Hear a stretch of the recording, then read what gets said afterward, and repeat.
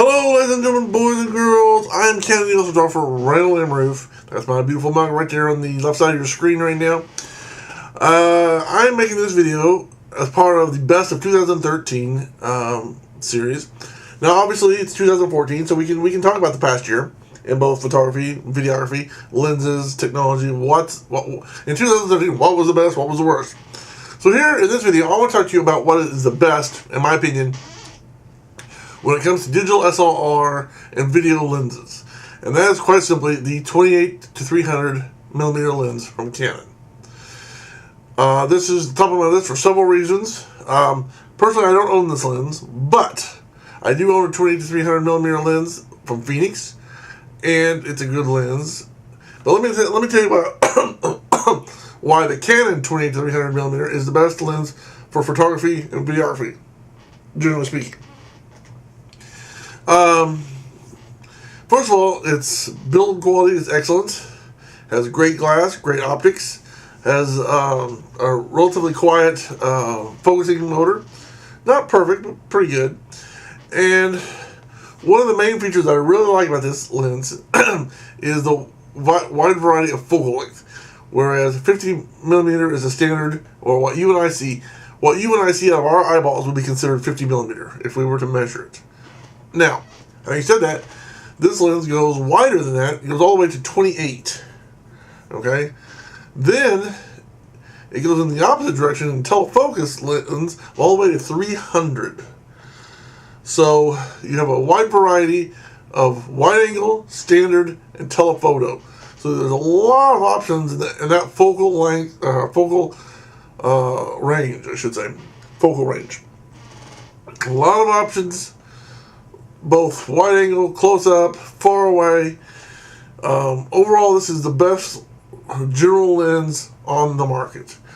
Not only is it better than my 2300, because it's made by Canon, it's made directly.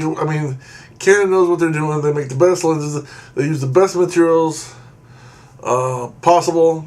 Now, the downside to this lens is obviously the price. It's between $2,300 and $2,500, which is why I don't own one. I wish I did. I would love to have this lens.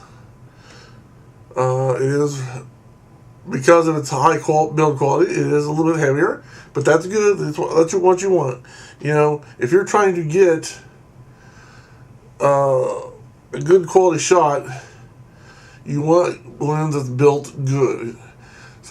So because you know the lens is heavier and you have a lens that's a bit good quality, you don't gripe about, or you shouldn't be griping about the fact that the lens is a heavier lens, because that means it's built better, it's going to last longer. If you take care of it, it should last a long, long time. If you're really into what you're doing and you love photography or videography, or you love the subject you're working about, having that extra weight due to the good build quality is something you should not be griping about. It's something you should be thankful for and not complaining about. Now, obviously, would we like it to be lighter? Yes. Would we like to have the same build quality and have it weigh less? Obviously, who wouldn't? But, having said that, shouldn't be griping. Especially if you paid for this lens. I wish I had this lens. It's a beautiful lens. It's got lots of nice features. It's got autofocus, manual. It's got image stabilization built in. It's even got more than one mode for image stabilization. Plus, it's got a setting for if you know you're going to be shooting close-up items like a face.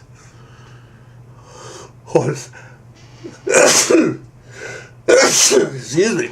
If you know you're going to be shooting close-ups like a face, or you can set it so it focuses in close range, or if you know you're going to be shooting you're not going to be shooting close up, you're going to be shooting far away, you can set it so the focus knows, hey, I'm not going to be shooting close up, I'm going to be shooting far away, and it speeds up the focus, depending on which setting you're using.